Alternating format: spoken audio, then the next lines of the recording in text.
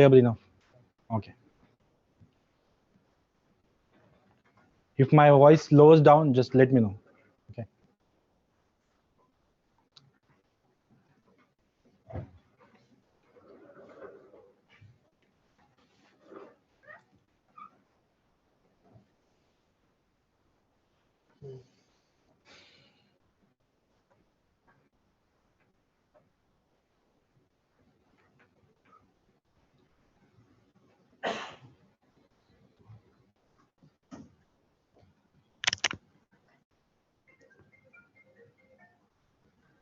Okay. Okay. Let's start. Okay, welcome to our data science, AI, and machine learning class. This is the second part of a session. The first session has been covered by Anand. And to our data science, AI, and machine learning class. Why is the second part of a session? I'm sorry for this. Covered by Anand.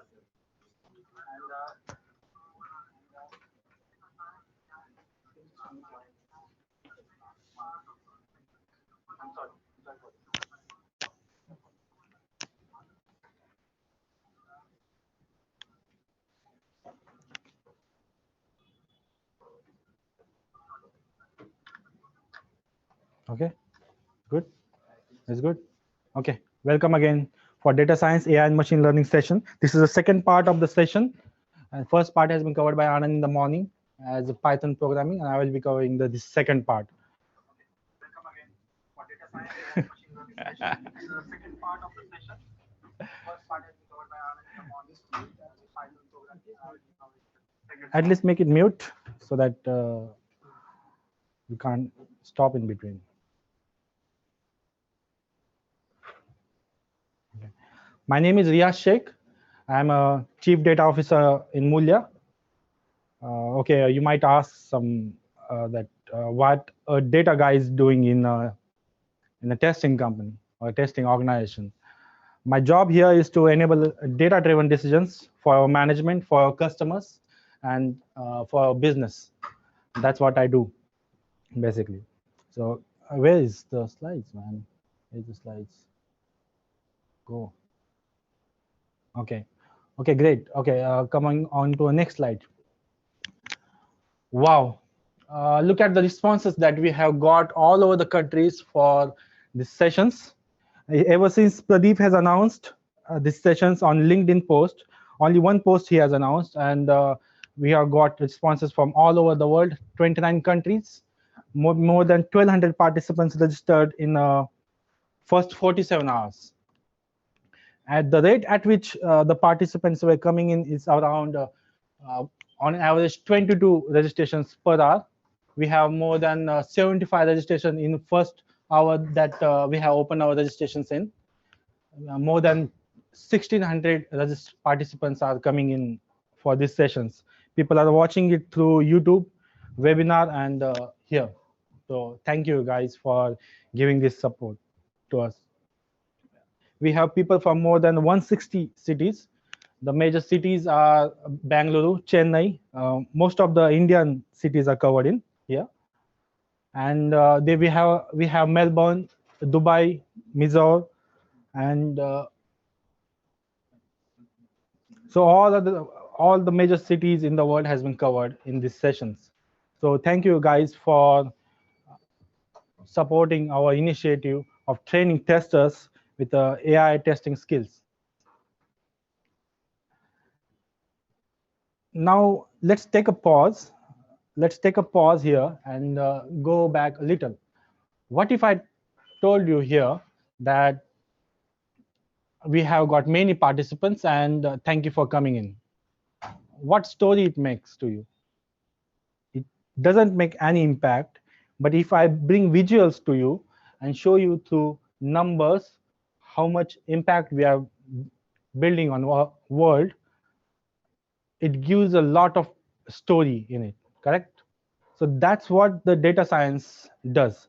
It brings numbers, visuals, and stories and gives the impact so that you can have actionable insights and you can achieve your goals, correct? Okay, so welcome to our class. Now, what is data science, AI, and machine learning? First, before telling definition or explanation, I would like to ask you guys about what is data science, AI, or machine learning. What do you know about it? Anybody here knows the definition or anything? What it consists of? What it talks about? Machine learning is you train the machine, so you have a set of algorithms like Hmm. predictive and non-predictive Hmm. algorithms, and then you have a set of algorithms against which you try to get some insights. Correct. AI is where you are actually telling the machine to predict for you. Instead of you writing algorithms, you are writing some specific uh, neural networks, like kind of neural networks. You Okay. would actually create a neural network which Hmm. trains itself instead of you writing a trains itself and inferencing. Okay. And what is data science? So, because there is a lot of media hype around these topics, uh, people were actually confused about different terms of what it is actually about. What is data science, AI, or machine learning? So, a lot of news articles, a lot of institutes which teach a lot of data science and big data, they create a lot of new terms every day. That's what actually the difference between AI and machine learning is very simple, but people try to create complications in it. So, data science is actually I will tell you the definitions first. The data science is a just a discipline of science. It's also called as a data-driven science, which talks about with different scientific methods, different processes to extract and analyze different kinds of data, which can be structured or non-structured. Correct? Machine learning is actually learning based on what the data it creates in past. Correct? That's what this machine learning is all about. Andrew Ng from Coursera, it's a most popular course on the internet about machine learning. He's talking about what is the machine learning. A machine said to have learned from an experience when it performs some task, and with some performance measure p, when it has improved on its performance based on some experience while performing some task t. Okay, so basically what it means is machine learns from the data itself and make itself better. When there are a lot of different machine learning algorithms coming at one time, we got an AI together. That's what is AI about. A lot of machine learning systems with hardwares and softwares coming together. We got an AI system together. That's what is AI is. There is no other. And one more simple term about AI is just intelligence exhibited by machines. So when we got a lot of different systems together, we got machines which can perform tasks that human can. So that's the definition, or in simple way I can tell you about what is data science, AI, and machine learning. Now, in next few slides, I'm going to show you about few visualization that I'm actually always talk about when I'm teaching in class, or I'm teaching to anyone what is the data science about, because data science is actually about telling a story through visuals. So first, I would like to talk about first visual, which is from Facebook. One of the intern in Facebook got this data of 500 different million of people and their friendships.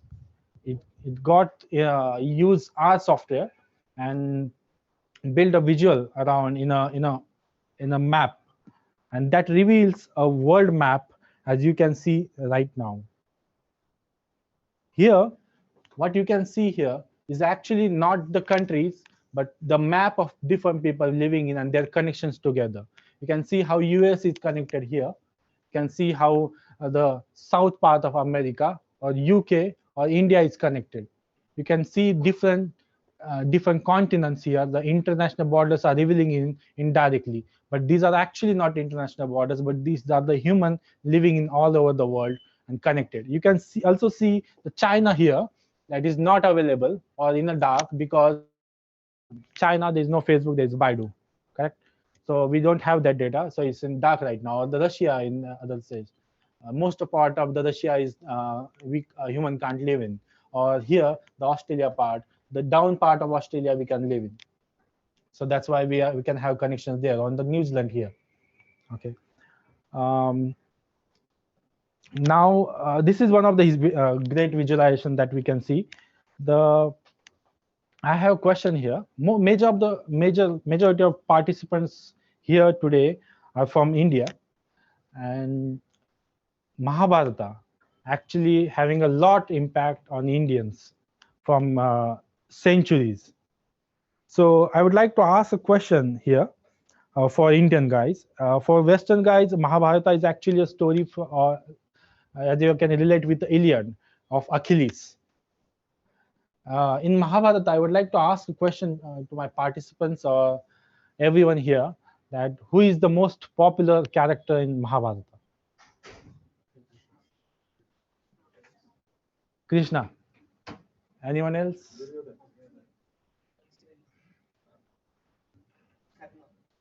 Karna. Huh? Okay. Oh. Arjuna. Oh, Sikuni. Okay, let's see. So next slide is about different visuals about Mahabharata. We'll just see what we are talking about. So this is a website called as Grammar. It's a data science company, and they have built on visualization based on different characters in Mahabharata.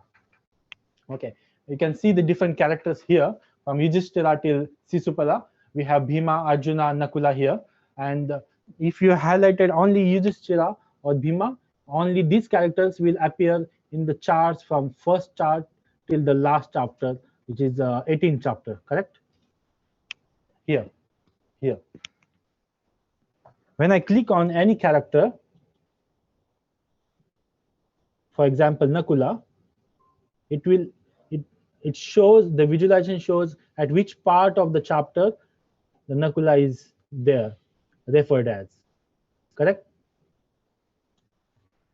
So let's see, most of the people had told this about Arjuna is one of the most popular character. So let's see where Arjuna is there. You can scroll it. You can see in the first chapter he's somewhere. Then in the third chapter he's appearing, fourth, fifth, seventh, ninth. But okay, now after ninth he has reduced a lot. He's not referred much till 14th. After that he has been revealed in 15th till 18th, correct? Okay, so we can see that this is the part where Arjuna is not actually referred much about. Now we can see you're talking about Duryodhana, right? Krishna. Okay, we'll see the Krishna here. Okay, let's see. Can you scroll down? Krishna is almost everywhere, with some part actually as not referred, but he's there. But he's still is not in the 13th or 12B or 13B character. There's some part still, this kind of part where he is not actually referred. Now I will tell the answer. The most popular character in Yudhishthira is Mahabharata is Yudhishthira. I'm sorry, I revealed the answer. The Yudhishthira is almost everywhere in Mahabharata, referred at almost every chapter, at each part of the chapter, even there is a war or not a war. So the people who have read Mahabharata can tell that Yudhishthira is one of the most popular character in Mahabharata. Okay, thank you. Now, next slide is about, I'm not going to tell you what this is about. Can you guys tell this, what is this about?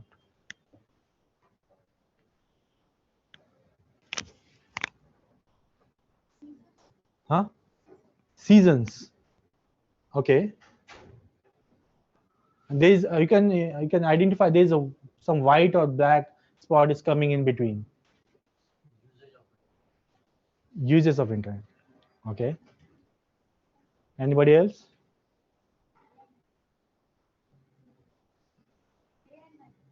Day and night. correct? Partially, you are right. Yeah, considering it's a picture, not the actual word.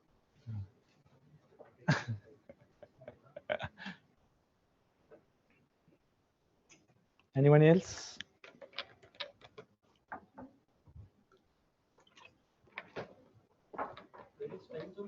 Hmm? Time zones. Yeah, you can say a little like that. Facebook has done, so I will not repeat. Keep coffee. 4G users, huh? No, we don't have that much data yet now. But this is too much big data, but still not about. Hmm. You, huh? Which one? Indians all over the world. Yeah, that can be. Nice answer. Very nice. What's your name, sir? Krishna. And why the red dots then Krishna probably getting beaten up by people? The red dots, yeah, the red dots might be people getting beaten up. So yeah, okay, you were the right at the first time. These are actually internet users all over the world, and this bright spot is actually daytime. This dark spot is actually nighttime. You can see when the dark spot is coming in. You can see how internet increase or getting reduced uses. These are actually number of ping requests through the servers. Okay, when you can see when America is actually sleeping, we are actually working there.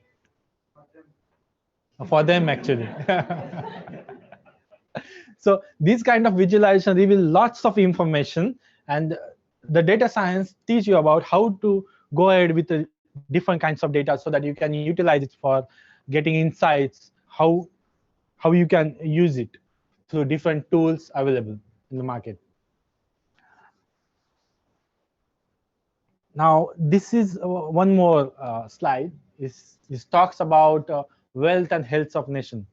You might heard of this guy named as Hans Rosling. He's one of the data science or called as a statistics guru all over the world, and he given a speech on in TED, which is technology, education, and design, where he talks about different data and brings a lot of visualization around wealth and health of nation. We'll just see interactive version of wealth and health of nations. You can see these are actually the countries here. This is China, this is India, this red spot is America.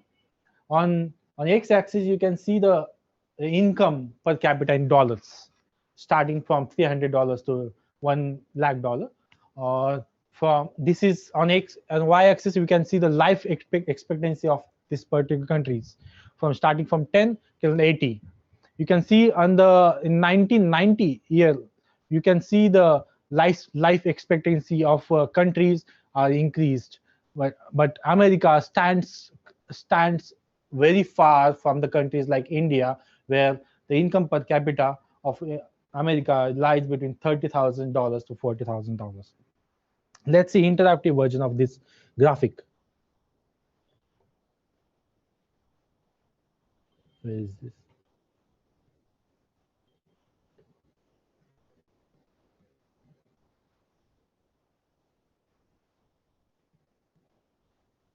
You can see at the 18th century how countries are actually progressing a lot. Here US is going, red spot is going, progressing very high. This is the time that they have invented a lot of different inventions, where you can see how China is actually having some magic here. The communism has started in. You can see India after freedom. You can see how the growth of India is having, and we can have a very great life expectancy. And at the end of 2009, you can see how we have got a good income per capita and the average life expectancy, but we are still far behind from US. Can you run it around again? This is kind of data visualization that talks about different insights that we can get. It is the data visualization talks about more than 200 years of data for age and income per capita for each kind of country. The size of these circles is actually population of this. That's why China is bigger than US and India.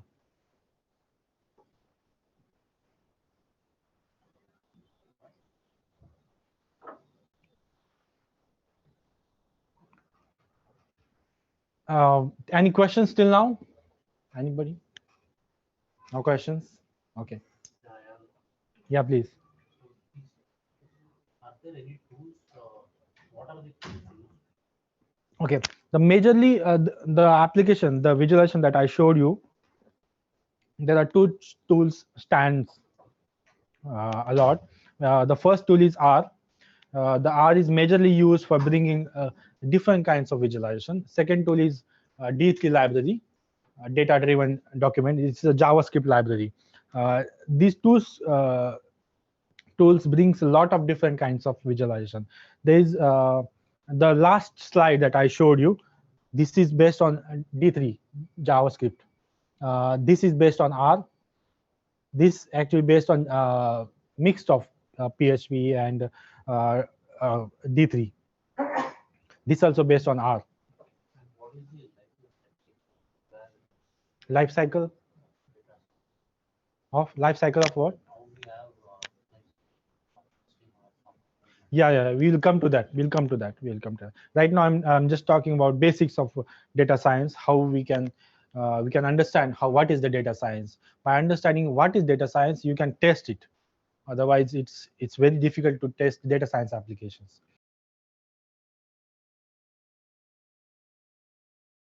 The question from audience was, what are the tools that has been used for creating different visualization, correct? So the answer was R and D3JS.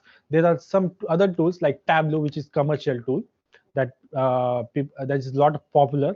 SAS or ClickView, you can note it down that they are being used, and it's a lot popular. Now next top, yeah. Explain about data science, AI, and machine learning. There's also a term which normally is like deep learning. Deep learning. Yeah. Okay. Help us understand how deep learning is different from the data. Deep learning is not different. Deep learning is a part of one of the algorithm. Deep learning is also called as neural networks, and it's one of the type of algorithm that we have. There are around 10 to 12 different types of algorithm in machine learning. So it starts with regression, logistic regression, neural networks, tree-based algorithm, random forest. That's one of the part of just an algorithm. It's just deep learning is more about media hype, but there is nothing very interesting about it. It's just very common use from last 30 years or so. Okay. Now let's see some data science applications ruling all over the world. Okay, the first application that is one of the most popular and we use every day is search. Whenever we say search, we only get to think about Google, because we think we search everything from Google, but there are different websites for search engines, Yahoo, Bing, or DuckDuckGo. DuckDuckGo is quite popular for search of technical knowledge. And but when we think about Google, you can see these search results, how within 0.5 seconds we got a lot many search results, which most of them are relevant. Actually, a lot machine learning algorithms are working behind to give you that kind of relevancy within the lowest amount of time. This is one of the best application of machine learning. The second, I'm sorry, this is the third slide. The second machine learning application is recommendation engines. We have, why this slide is in slide is like that. Okay, the machine learning applications, major machine learning applications are in the recommendation engines, which works as recommendation engines. In Amazon, you have seen the products you may like feature, or in Facebook you have seen people you may want to connect with, or in LinkedIn you have seen this feature, people you may like. What this algorithm does, recommends different your friends or colleagues to you that you may want to connect with. This is what this algorithm use is a data of millions of people, of their visits, their behavior history, age, the location, skills, and bring you different names of people that you may want to connect with. I don't know why almost all the girls are here, but okay, next. Next application is about image recognition. Um, we have when we upload any pics or photos on Facebook, Facebook suddenly start to tag people, correct? Facebook start to recommend people whom you may want to tag into this uploaded pic. This is actually a image recognition software is working behind. And this image recognition software does is a mixture of digital signal processing plus algorithm in behind. The digital signal processing actually makes images into zeros and ones, and after that the machine learning algorithms utilize that data to understand who you are and what your age might be, or what your name is. Okay, we are revealing here Nicole's age, which is 31, which is great. Okay, next application is about speech recognition. We have seen Siri from iPhone, Cortana from Windows, or there are a lot of Android apps in voice recognition. What voice recognition is actually speech recognition algorithm which use audio as a data and again makes it into zeros and ones, and after that a machine learning application works to recognize what you have just talked and type it into a text. Then after that we can make search or what the action that you have commands you have given.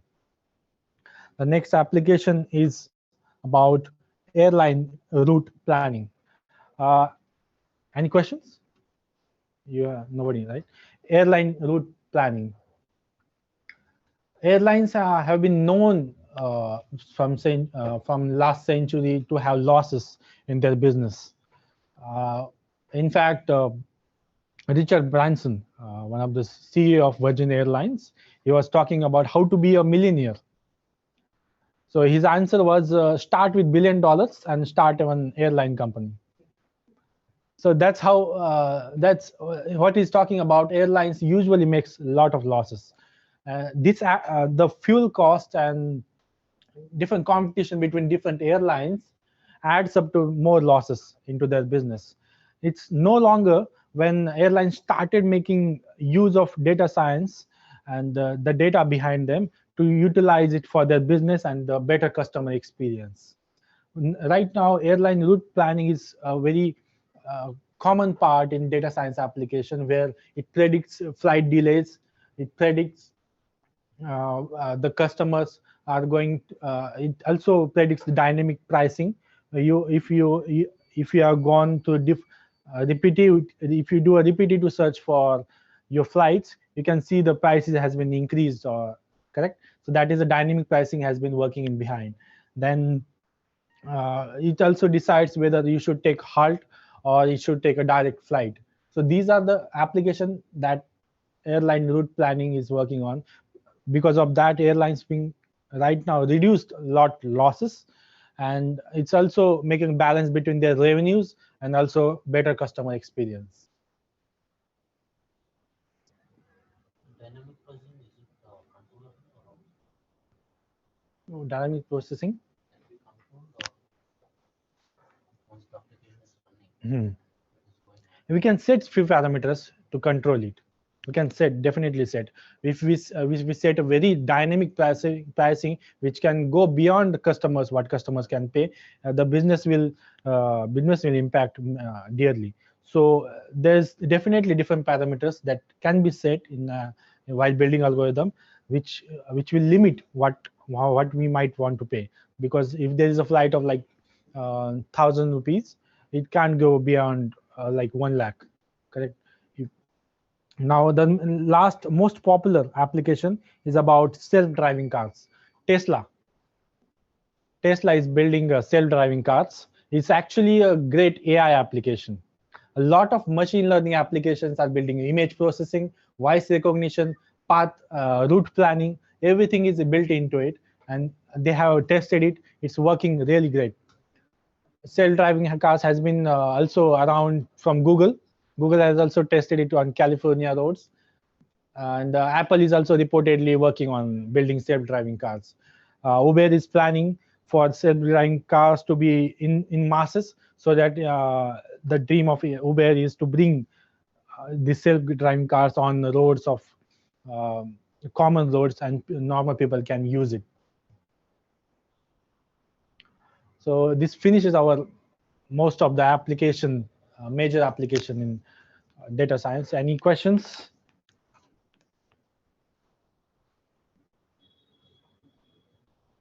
Any questions here? We have. How do they test these kind of applications? Because when we say AI, when we say data science, there's a lot of data which is being fed into, because it's impossible for a human to train it or get some insights out of it. So that's why they do machine learning there. So when we can't do it with some data, we train with a lot of data. That's why Andrew told that you give more data, you get better insights. Correct. So Correct. we are giving more data to get better insights. So when it comes to testing, how do we test that? Because it's impossible for a human to set and test. Actually, you have asked very perfect question here. In fact, my next slides will be about it, how we are going to test it. That's because we are a testing company, and our major goal of this session is about how we are going to test these kind of application, because these kind of application actually differs from a traditional applications where we don't use any data. We have logic and traditional algorithms to build this kind of application, but this kind of application actually makes it a better.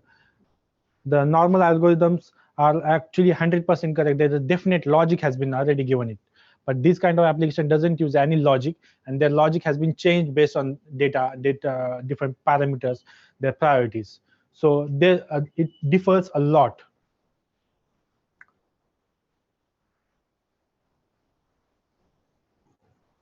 I'm going to repeat the question for our webinar and YouTube guys. The question was asked that how we are going to test this kind of application. This is the great question, and I'm going to answer about it soon in the next one of the slides.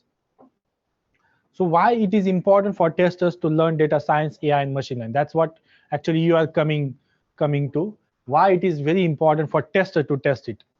Because this kind of application actually doesn't have any correctness defined, and they are not 100% correct all the time. You have seen face recognition apps, they have detected something else of your age, but not correct age in the first time we are starting to use it. They are making themselves better each time you are going to use it. They are utilizing their data, but once time goes, they are now making themselves correct and better each time you are going to use it. Now they are revealing correct age. Now the cars are going in the correct direction. The Google Maps is working really well. The first when the Apple Maps or Google Maps came first time, it was giving a lot of different incorrect roads, different paths, but now it has learned itself.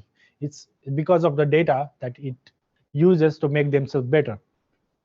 So the correct approach of testing it needs to be found out, and it's very much needed in today's times, because most of the applications that we see are ruling this world, and a traditional way of developing software is it's actually becoming gone now, and new way of developing software is coming in. So as a good data scientist is required to build this kind of application, a good team of testers is also required to test these kind of applications. Correct? Now, why it is important?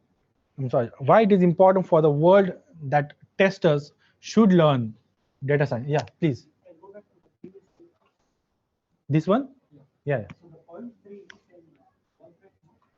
Okay, so the point is about the as approach of building this kind of application is completely different.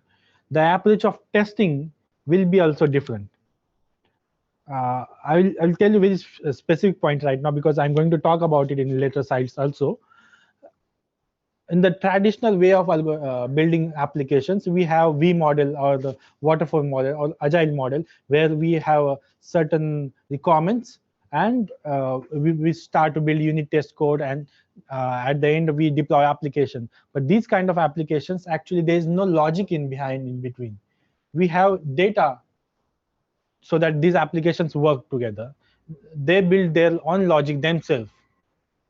So the way that we should test this traditional application differs from this kind of application, because in the software testing we have different methodology of testing different kinds of application that doesn't work in this kind of application. Also, the data size is large. We can't test everything. For example, I have shown you this Mahabharata visualization. We can see right now here where Yudhishthira is, but a manual tester can't check at every point whether there is Yudhishthira or not. Correct. There has to be some way. Uh, Same for each kind of recommend. So, for example, here is recommendation engines, the face recognition applications. Everything differs from traditional applications. So it differs a lot. I'll tell you. We had a point here on this. It's like a child, learning how to walk. And nobody can teach that child how to walk. Child has to get up, fall down. Now that step cannot be repeated. In the traditional approach of developing a software, you would have fixed that step and you would have said, this is not the right way. But you cannot tell a 9-month or 15-month-old child. So the child learns on its own and gets better the next time. So obviously, if you relate it to any software which is learning on its own and trying to get better on its own, then the traditional approach of testing that will also be different. Okay. The tester has to keep changing the approach, changing the methodologies in order to test that. So that's why machine learning or AI is much different from the way we have done anything. If you have done data mining, some 10, 15, 16 years back, so you have to understand only the business rules and test, doing probably not the traditional way, but using your own way to, come up with, how you will test data mining or the results come from. Okay. Uh, uh, the next slide is about why world needs that testers should learn data science or machine learning or AI the way that the application has the built it. The There's a small story about NSA. Can you read this thing? I will just read it aloud. So this is story about NSA. I'm sorry. This is story about NSA, where after 9/11 happened, NSA has passed a lot of different tips, thousands of tips, that if there is suspicious activity to FBI, so that the FBI will investigate it and will get the answer whether it is really a suspicious activity or not.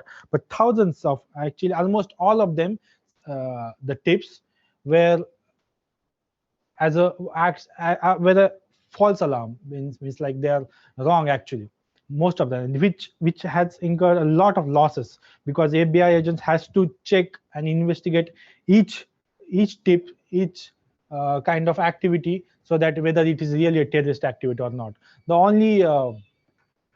only activity they have got and convicted one of the very common taxi driver who has given who sent few thousands of dollars to Somalia group, which actually poses no threat for US. But this actually tells a story about how surveillance kind of application can go wrong and build a lot of losses when they are not tested well.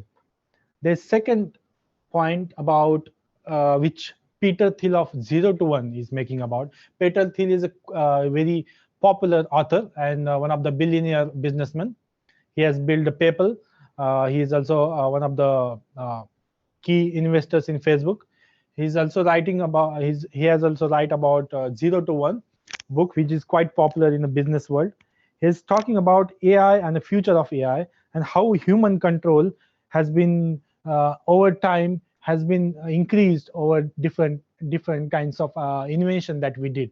But when AI will become superhuman, what it means is, if an AI will have an ability to answer all of our questions and do a task like what human can do, or think like what human can do, our control over the universe will go down. This can be only stopped by testers. Only testers can think that this application is not good for humanity or is good for humanity. This is not that very soon that this is going to happen. This might take a few more centuries now, but this is soon going to happen, definitely. The third point is about why world needs testers to learn data science is false positives. False positives is a term that is is from decades. It's now it's there.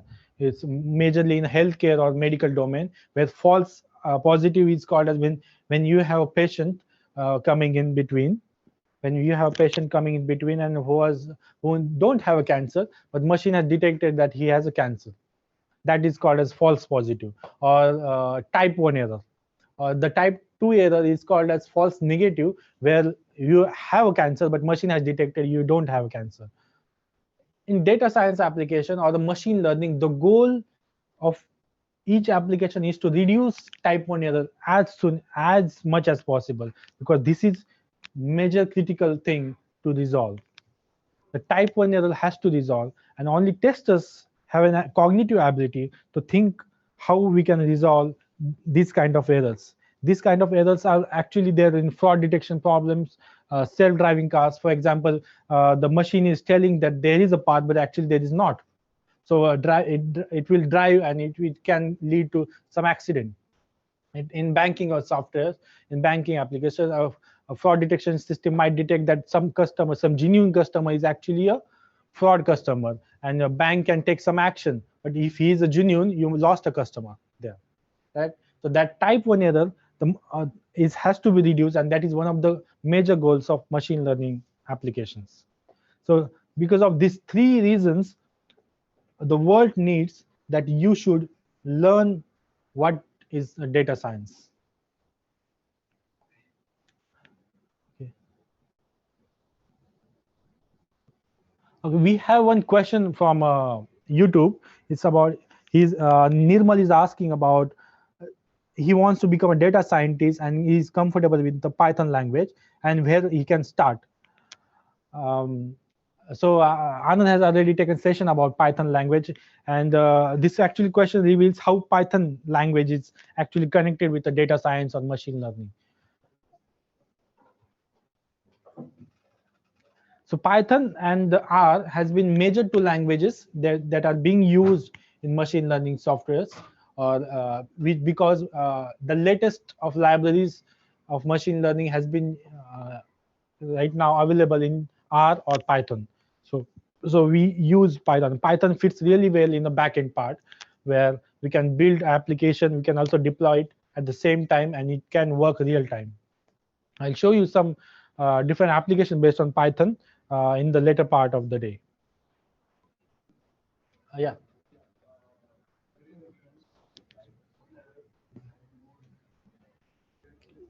Correct.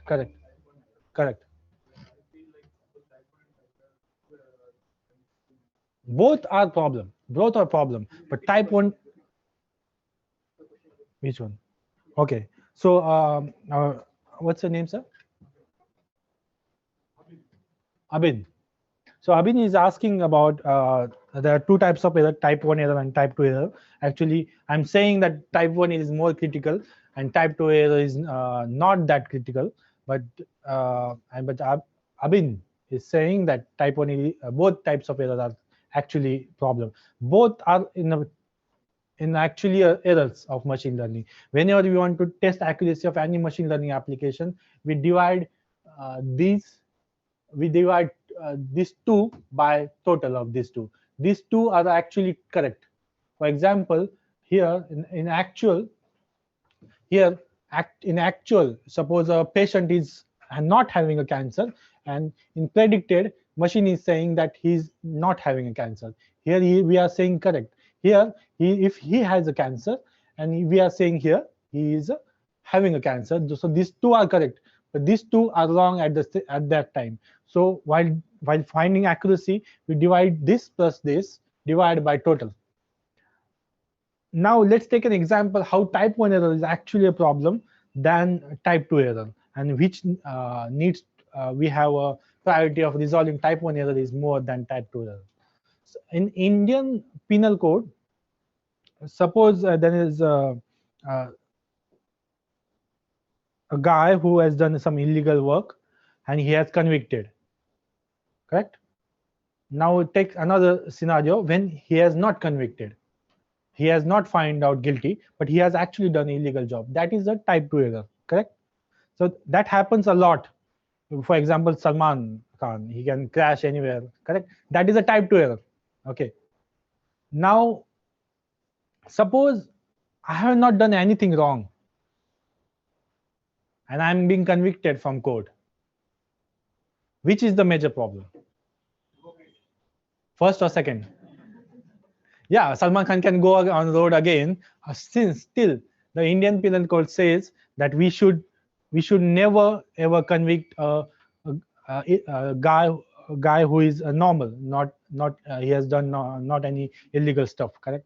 So type 1 error is actually more critical than type 2 error because humanity comes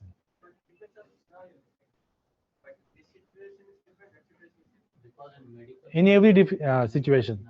Hmm. he has a disease. Huh. Sorry, he does not have a disease, but he is told Okay, so you have cancer, to start taking medicine. correct? And on longer term, you will have a side effect. Okay, and okay, yeah, In that first second scenario, actually, okay, actually you are going to lose the credibility of definitely, because it's error. impact. You didn't predict it, but it happened. You are losing your credibility. Right? Definitely, that is one of the error of the application. These are both are errors of the application. We are losing credibility by both of them. But we have to find out. We should have prioritized ourselves which error should be resolved, because resolving data in type 2 error in the data science application will be too much difficult than resolving type 1 error. When you are actually working on testing, data science application, you will find that type 1 error can be greatly reduced when we test it correctly at each stage of design phase of applications. But reducing type 2 error is to extent actually impossible. So we have criticality and also importance of resolving type 1 error as soon as possible in any type of application. Suppose this same cancer guy, if he don't have a cancer, the machine has detected a cancer, he might get a cancer next day because of thinking only. He will get a heart attack. But if the machine is detecting he not have a cancer and he's still thinking that there is some problem, he might advise for next doctor, and that next machine might tell that he has actually a cancer, correct? So he can go on next machine, but when machine is detecting he has a cancer, he will stop there only. Another good thing about medical and healthcare is that it will give you a lot of symptoms that probably fall detection problems will not give you. Correct. For example, in case of humans, if I'm sneezing, you cannot say my leg is broken, isn't it? So you will have a lot of symptoms. Symptoms again. So I understand where you are coming from, but I will say that there are a lot of symptoms when humans are involved. Whereas in AI or where machines are doing, for example, you give me a check where the check is being read by something, a machine checks the authenticity of that check and transfers the money from my account to their account. Everything is done without a human intervention. If there is a problem there, it can have major problems. It is not just examples are not to be taken literally, but in let's say other areas there will be some human involvement.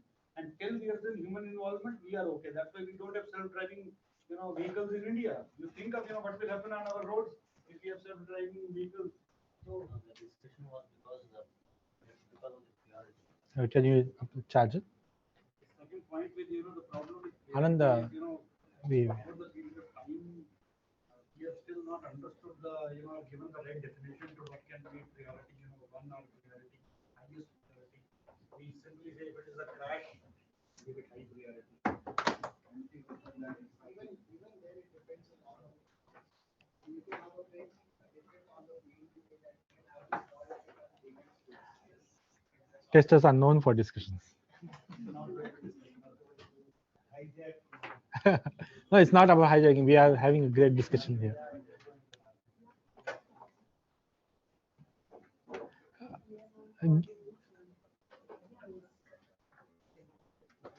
Can we have a little break here? Are you finding interesting? You want to? You want? Okay, great. Okay, thanks. It's good.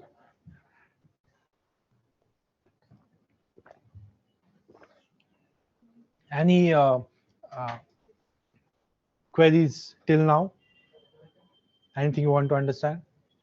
You have query? Okay.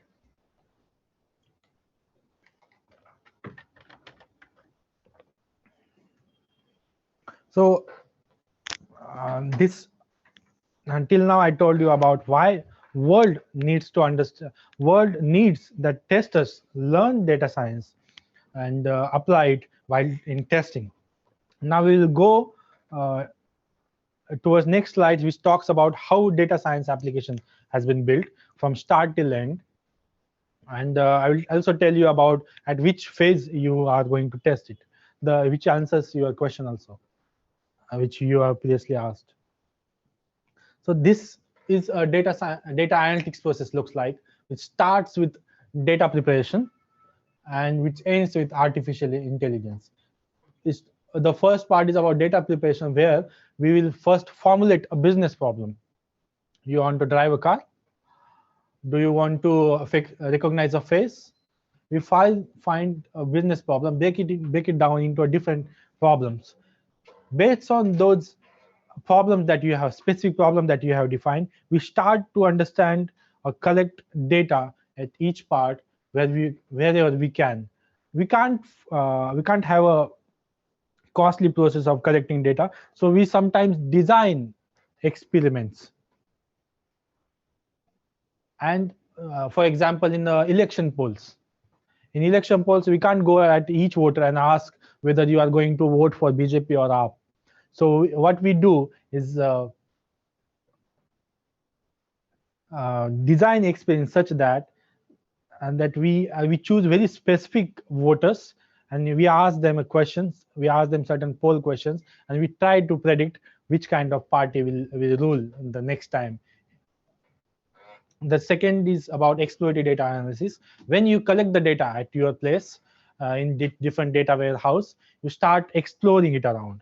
The second phase and the third phase, data visualization, are run in parallel, where you also make different graphs, different insights about your data. Try to understand what is data is talk about. The kind of graph that I showed you in the first few slides, there you do a different exploratory data analysis. We try to tell different stories about it.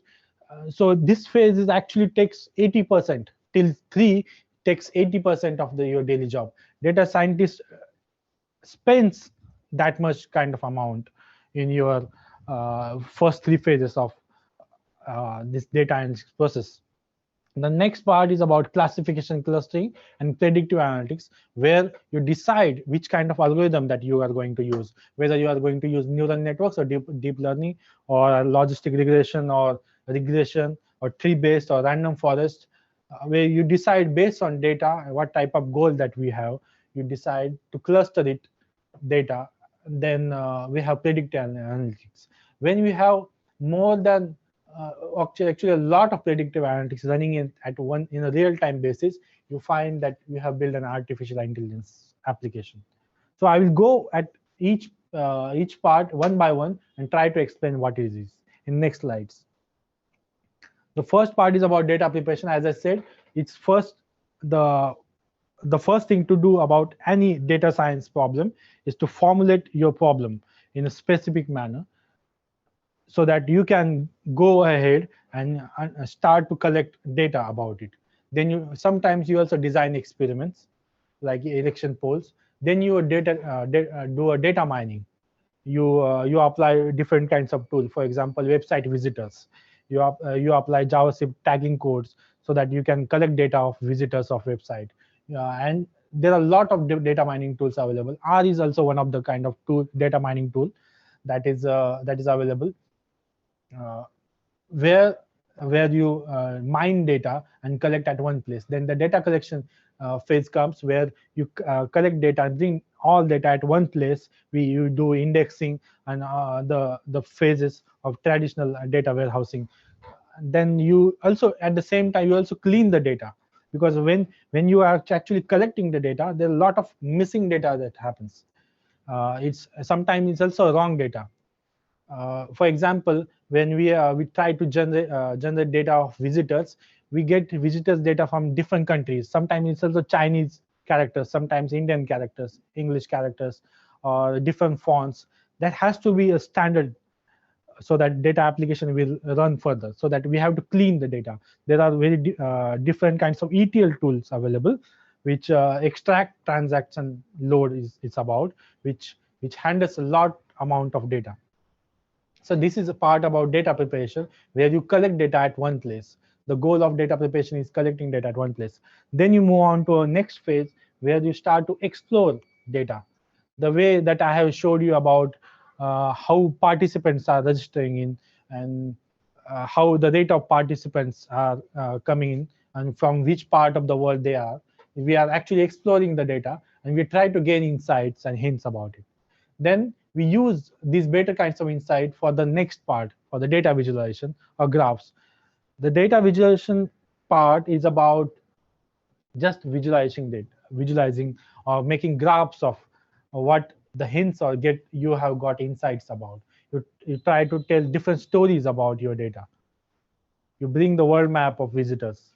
You also there are a lot of different tools about in a data visualization. The most basic and most popular tool of visualization is Excel. Microsoft Excel is the most popular tool on earth right now, which is very simple and very best to use. The one of the first few slides that I have I have built in Excel only. So it's very important for testers also to learn Excel, so that they can bring visuals in a very easy way and in a quickest manner, so that they can go ahead with the next problem. After data visualization and gaining insights about data, we classify data or make clusters around it, or MBA. MBA is not the engineering MBA. It's market basket analysis. So classification, clustering, and MBA happens together. I'll tell you these three different things at one by one. Classification is a problem where you have a label data. In simple terms, whether you are making a fraud or not, 0, 1. Whether, okay, I will tell you a few examples about classification problems here. Recommendation engines, image processing applications, where you classify your data in different parts so that you can bring which kind of algorithm that you are going to use next further. Then you go to clustering of data. When this is a type of algorithms in machine learning where you don't have a specific goal to solve. You have a lot of data in between, where what you don't know what to do with it. So you build different clusters of data, different parts of data. So and you build again insights about it, and then you understand what kind of algorithm that you are going to use. Then MBA. MBA is about market basket analysis, which is very old term used by retail industry today, where you for example understand or analyze transactions data. Transaction data, for example, is the customers coming into malls and buying a lot of different products. You go buy different kinds of food, different kinds of products together. So this what MBA does is try to analyze what you have bought and what you have bought together, which helps business to analyze which are the things that people might want to buy next time or with together. So there's one problem that we have worked on before. In my last company, it's about retail data. We have data for more than 30,000 customers in 1 month visiting mall, and we try to analyze different kinds of product that customers has bought in that 1 month, and we found two great insights after analyzing this kind of data. We found that there is only one product that is most popular among all customers that people buy with almost everything else in malls. in a grocery type of malls, for example, Reliance Mall or more mall. So I'm actually now going to ask you participants, which is a product you think is most popular among all customers, which actually people buys with everything, almost everything else. Handbag, carry bags. Yeah, that's a great answer. Okay. Anything else?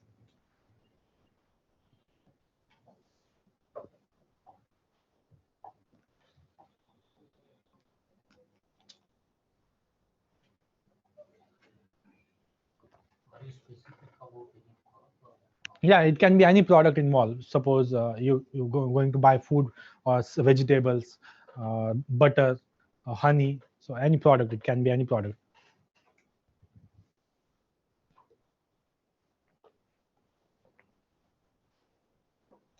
Okay, I'll tell you the answer.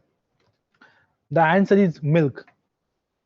Milk. We after analyzing after more than almost a month, and we had a lot of actually petabytes of data together of 30,000 customers. We found that the milk is only one product which people buy with almost everything else. People buy milk with honey or butter or wine or bread or almost everything. This was the insight that we have got, and we found that milk is one of the most popular product that has to be there in front of customer when they are entering into a mall. Yeah, I'm going to. That is the second insight that we have got. Correct. So second part, second insight about the data that we have got, the major distinction between different why people bought different kinds of products and not the other kinds. For example, they have bought Dettol soap but not the Lifebuoy soap, is because the location of shelf they have put in. The location is the second most important parameter that defines or decides what customer will buy different things. So based on these insights, we given our analysis to different malls or retail industry, and they have increased their revenues after that. So this is where market basket analysis helps in building it. Next part, when you decide what algorithms that you are going to use, and you decide to apply it, gain insight, then you start to make it into a production. There you can have a predictive analysis where it real-time algorithm use data for making itself better, so that the AI system coming in reality. That's how the total workflow of data science application is. So coming to your answer, so where we should test. We should test at every place. When you have got some application to test on machine learning application, for example, banking application where we use credit systems. We used to give credit to customers who are doing a very high volume of transaction, or who are doing lower volume of transaction, who might do fraud or not. We have actually machine learning application built in. There you decide to ask questions based on what kind of data has been prepared to build this kind of application. If you did any data design experiment, what design that you have done? If you have done any exploratory data analysis, what data that you have explored, what insight that you have got, which kind of algorithm that you have used in predictive analytics. And these are the questions that you should start asking after learning data science. This is the way that you are going to test any machine learning application in future. Repeat the questions which the audience has. Okay, not ask any. Nobody asked it.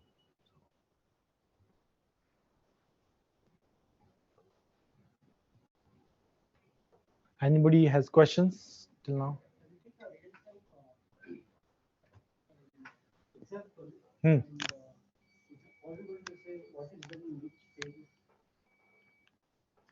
What example?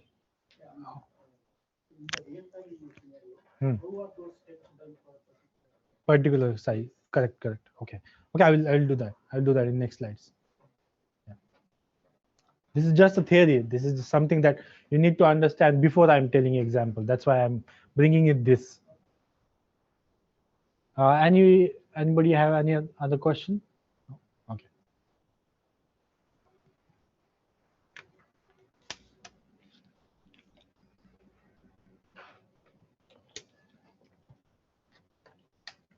So for this session of AI training basics, we have decided to teach different topics, and we Anand is working. Anand is teaching us how Python works in, and I'm going to talk about how R can fit can build machine learning application, or Excel, or statistics, and everything.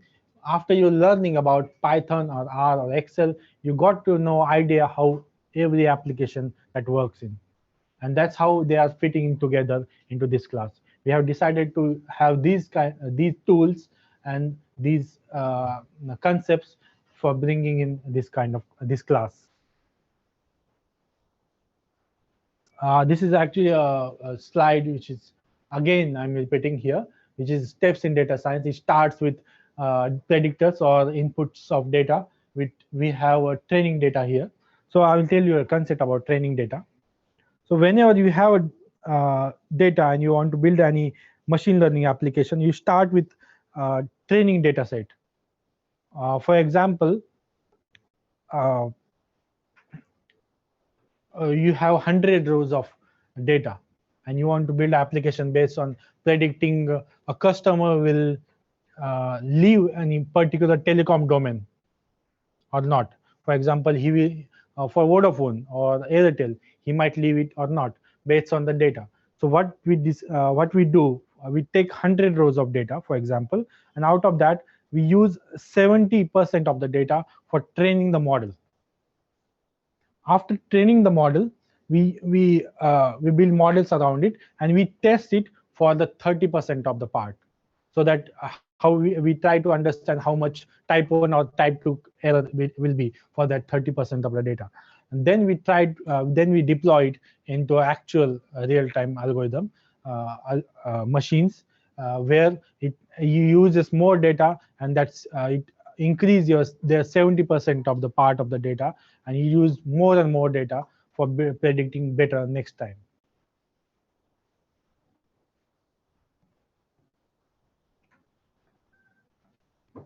So every machine learning application has been divided into only two parts: is supervised learning and unsupervised learning. So I'm going to tell you about two scenarios here, about which will tell you what is supervised learning and what is unsupervised learning. For example, the first scenario is about a kid. So suppose you are a kid, and your father, and you see different animals every day, and your father tells you that this particular thing is called as a dog. And after him giving you few tips, this is also a dog and this is not a dog, you see it few times, you see a very new type of dog in another day. But that day you identify it as a dog, but not as another animal or potato. Correct? So this is a kind of problem where we can say it's a supervised learning, where we have an instructor or a goal, or your father there, which tells you it is a dog and it is not. And you have a particular problem to solve it. You have specific training data with you.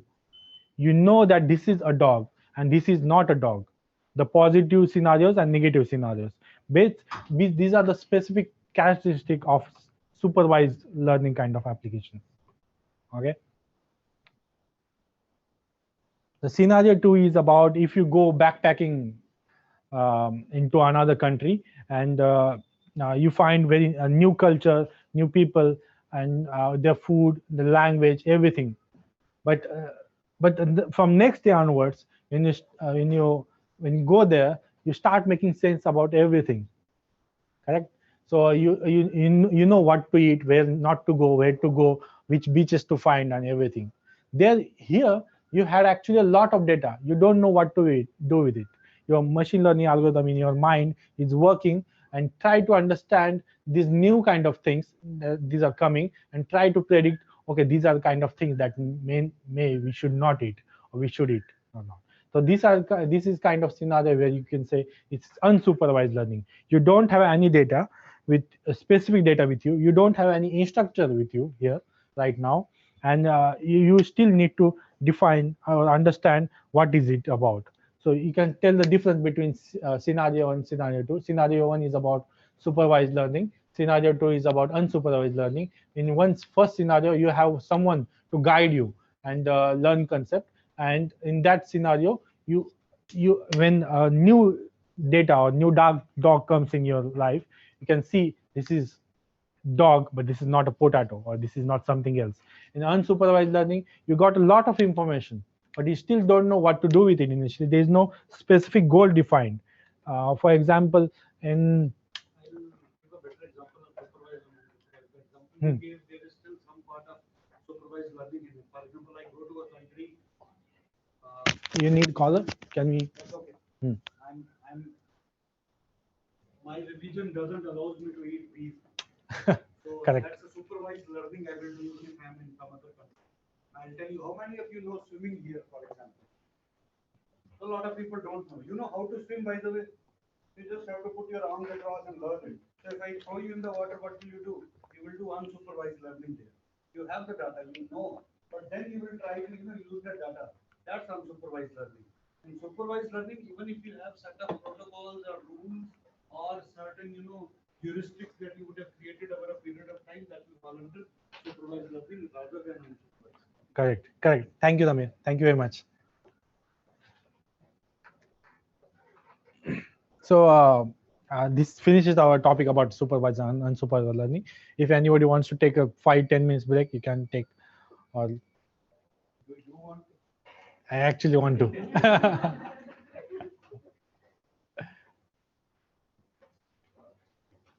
We can.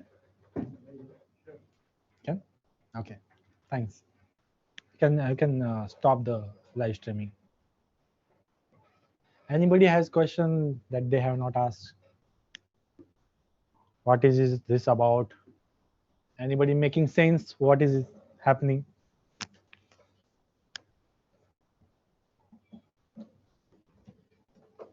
So this is the first class about data science, and there will be 8 different sessions coming in. I will show the calendar of total sessions that we are going to have it in the next few slides.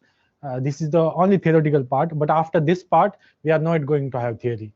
We are only going to have practicals or different projects or the codes part, where I'm going to teach or tells you about how to start a project of data science and build a machine learning algorithm at the end, so that testers will definitely have an idea how to go ahead and test it in a better way, or ask better questions to the product owners or developers or data scientists about applications, so that we have a less type 1 error. Correct? We have stopped it, right?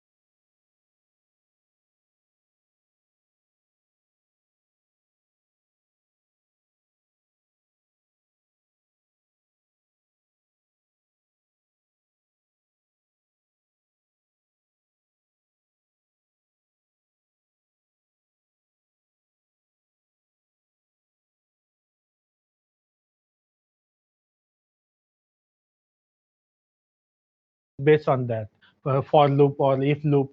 And so in this part we are try to understand between traditional algorithms and machine learning algorithms. In traditional algorithms, we have clear-cut steps to follow certain input. For example, for loop, if loop, we have specific logic defined, and a code has been built to solve particular problem. But in machine learning algorithm, there is no clear-cut way to solve a solution. There is no something defined as a E is equal to mc square. We have to find what is actually energy. Or there is no F is equal to ma, force is equal to mass into acceleration. That is not defined. We have to find it how it is actually having defined and predict. So, and in machine learning algorithms, the output is never 100% correct. I told you about type 1 error or type 2 error. So in machine learning algorithms, we always have probability defined how accurate a certain algorithm is, so that testers should ask product owners or data scientists or developers that what is the accuracy of your algorithm. It is never 100%. So it's also called as a p-value. I'm going to bring this term in the next sessions. What is p-value? P-value is actually telling about confidence of particular machine learning algorithm and what is the accuracy of it. So when you got the p-value, you get to know what is the accuracy of that particular application or algorithm is. I'm going to tell you about certain example of how we can recognize handwritten digit 2, and that will tell you how machine learning algorithm differs from actual traditional building algorithms. In these machine learning problems, we build it. Why data science exists today and machine learning algorithms exist today, that to solve a particular kind of problem that are hard to solve. We can't detect two for each time with normal kind of algorithms every time. There is, for example, here the next slide, let's if we try to build normal kind of codes or Python codes or Java codes which can detect whether it is written as a 2 or not. It will fail most of the time because we can't define it at each time how 2 can be written. There you decide to have data science application or machine learning algorithms to detect whether the written numeric is 2 or not, or it's a non-2. So how we will go ahead with building this kind of application. The first step of building this kind of algorithm is collect very large instances of 2, numeric 2 written by different people. We have 2 written in a red or black, or there's curvy 2, the higher height of q, the lower height of q, 2 here. And we have collected a lot of instances written by 2 as a positive examples of 2, so which will tell machine learning algorithm that this is 2, and as a positive part. Then we also collect at the same time different non-2s. We collect A to Z, we collect 0 to 9 except 2, and how different people are writing it, and we feed it into a machine learning algorithm. This data of 2s and non-2s acts as like a training data set to machine learning algorithm, where the algorithm try to understand whether this is the 2 or distinguish between different 2 or non-2s, and by exposing into a lot of different 2s. Now at the end of this training of algorithms, we have built it in such a way that is not actually defined in traditional way that we are being doing. So we have noticed that we are not explicitly program our code to define what is 2. We are not defining its length or height or its color or its different parameters so that you can recognize whether it is 2 or not. We are just feeding algorithm so that it will detect itself.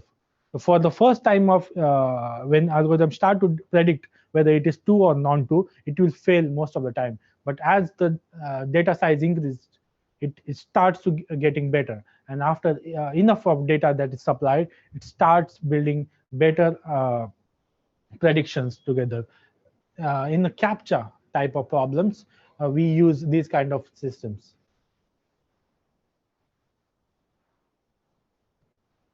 Now, this is something that I read on internet by Evil Tester. Evil Tester is famous guy in testing community. His name is Alan Richardson. He talks great thing about testing. I used to read I used to read one his blogs or his attend his or see his talks. He was talking about uh, the resolutions or trends that testers used to have every year.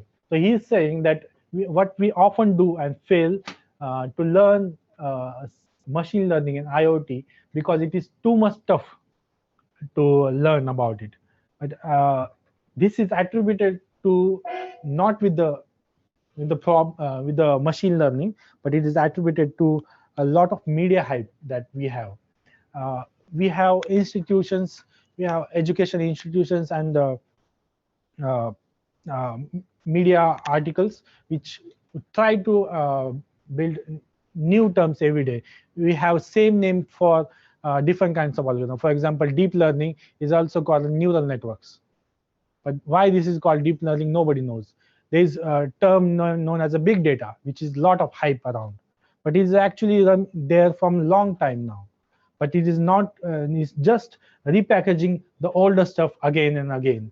And and the people who want to learn machine learning or IoT or AI got confused a lot with different new terms that they find it's too much to learn, and they fail to learn or just leave it because we already have to do a lot of work. We're testing a lot of different kinds of application. Our daily activities are such like very tester has to be creative in their work every day. So we can't give this much time to learn new things every day. But this will not happen in this class because we are going to teach every new concept in a very simplest manner, and we are going to focus in most of the practical projects and how we are going to test it, so that tester will focus on their testing only and not on not actually going on building data scientists themselves, which is not our goal. Our goal is to build a knowledge into a tester so that they will ask better questions for machine learning developers. Now I will tell you, I already told you about how this course is structured. There are more majorly practice and projects are going on. We'll go in the next session. We are going to have a small project based on R. We'll start with the data preparation part and we'll end with building one of the small algorithms and how it looks like to you. We'll also have an open house discussion. If you guys have any questions, we can spend last 15 minutes of every session answering questions if you have. If I don't have an answer, we will also have a Flock group and a LinkedIn group. After our sessions, we will give you the links to you where you can ask questions any point of time, and we'll go back and we'll give you answers any of your queries. This is the calendar of overall sessions from session 1 to session 8. You can take this pic, or I will going to publish it on our groups or through emails. I'm going to send it to every register. We start with the data science orientation. We are going to introduce R. We are also trying to analyze how Excel is very useful for data analysis and visualization. We are going to understand a few concepts in probability or statistics or mathematics, where we learn how to test certain hypotheses, which is very important part in data preparation and exploitative data analysis. We will learn few machine learning concepts, where we will in the 6th session, where we'll learn different kinds of algorithm and which kind of algorithm should be applied at which place. And we will, at the end, we will have at least 2 different projects where we will start with the data preparation part and end with building machine learning algorithm. This I already told you that the goal of our course is to become a better tester by applying data science in your daily testing work.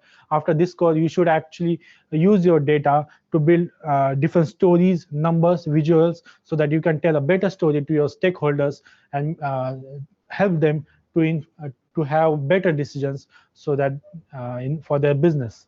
And the second goal of this class is about we should learn to ask different good questions to a product which has enabled data algorithms in it.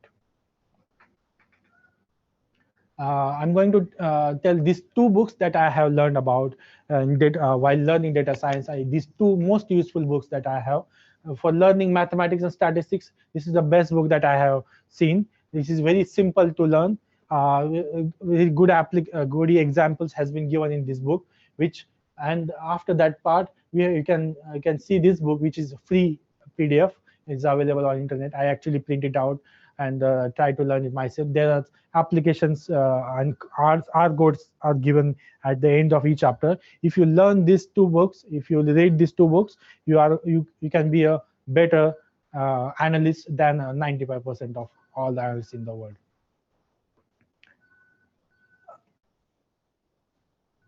And anybody has any questions here?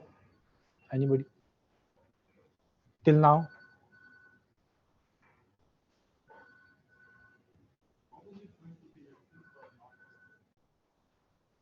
For non-tester, they will learn about how data science application works. So if they want to pursue the career in data science, they can go ahead, they can learn these books, and they can also ask questions to us how they can they move their career to a data science, be a data scientist or develop certain kind of apps. Because there is only two goals can be. Through this class, we have goal of becoming a better tester, and there can be another goal of people who they want to build themselves different apps, different machine learning applications. Yes, please. Statistics and mathematics is very important for building it, for building data science application. There are few. Yeah, the question has been asked how mathematics and statistics is important for building a machine learning app. Actually, you can say statistics and mathematics is a blood of machine learning applications. You have to understand what is statistics, what is mathematics. There are different key concepts that I'm going to talk about. I will talk in a very simple way, so that we'll just try to understand it and we'll go it building it, rather than keep delving it into what is that. And there can be a lot of theory that can be bring in. I took almost 3 years to understand this machine learning application, but we have found a way while talking about testers in Moolya. We found different ways that we can teach in a very simplest manner to our testers.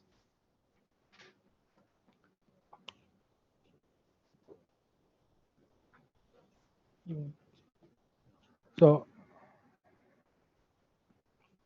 any questions more till now? No.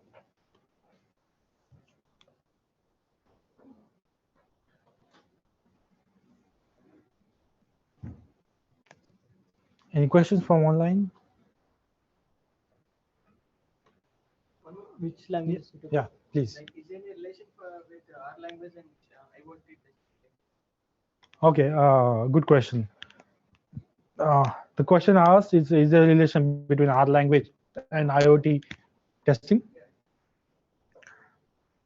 So this question is actually talks about what is the confusion between people about IoT and machine learning applications. The R language has been used to build machine learning algorithms, and IoT is actually AI system. It's just a different name given to different systems. AI is actually hardware plus software. Till machine learning algorithms building it, we are actually in a software mode. But when we go to AI systems, for example, like self-driving cars, we start to utilize hardware for predicting or building machine intelligence. There where IoT comes into picture. Correct? So these two are very different things, and that should not be clubbed together. R is something that we use to build machine learning algorithms, and IoT is something that is actually AI thing. That's it. If you guys have any questions, you can ask in a vlog group. We are going to send you a link. You guys also can ask question in the LinkedIn groups, LinkedIn group that we have. We at the end of this course, we are going to send PDF, this PDF to you so that you can refer it anytime. Any questions more? One of the online commenters asked if C++ is a good way to start with machine learning and data. Can you repeat that question also? C++ is a good way when you know which kind of algorithm that you have. So question is whether C or C++ is better to start with building machine learning algorithm. C is actually most fundamental languages all over the world. There is C languages almost everywhere. So we can use C or, for example, Java in building machine learning algorithm when we know which kind of algorithm or the logic behind algorithm is existed. But if until or unless there is machine learning libraries available in C, we can't build complete AI system into C or C++.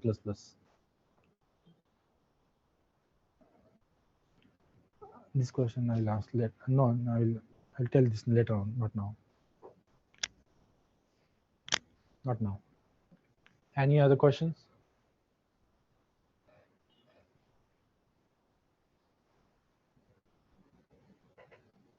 Okay, I will show some application of data science into software testing. This is the last slide of the day.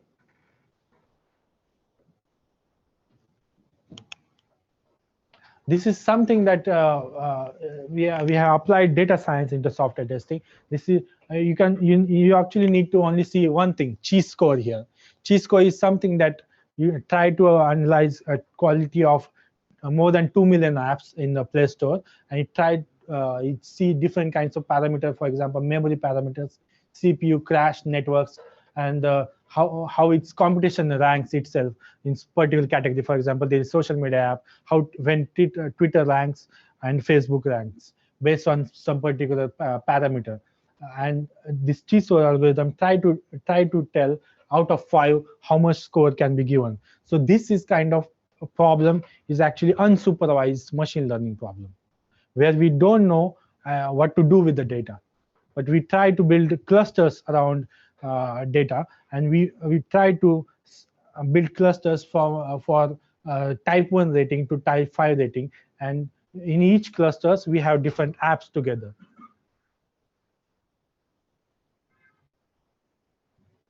Okay, so its programming knowledge is mandatory to learn and understand AI. Can you tell me a question again? Is programming knowledge is mandatory to learn to understand AI? Answer to this question can be, this question is very generic. This is not very specific question. While I would still say yes, knowledge of how programming language works is still needed so that they can understand how AI works, or how it's going to work, or how it's going to fail. So that is required. Okay. Any questions? Great. Okay. So this concludes our first session on data science, AI, and machine learning. And we are in the next Saturday we are going to have we're going to have a session where we are going to install our software, and we'll go through one sample project where we'll build and prepare data for this project and build a machine learning algorithm in the next session. And okay. I will email the registrants what we need for the next session. We'll probably need to install our software in your computers. That's it. Other than that, we will take care of it. Okay, great. Okay, this concludes. Thank you, guys. Thank you. Thank you for coming.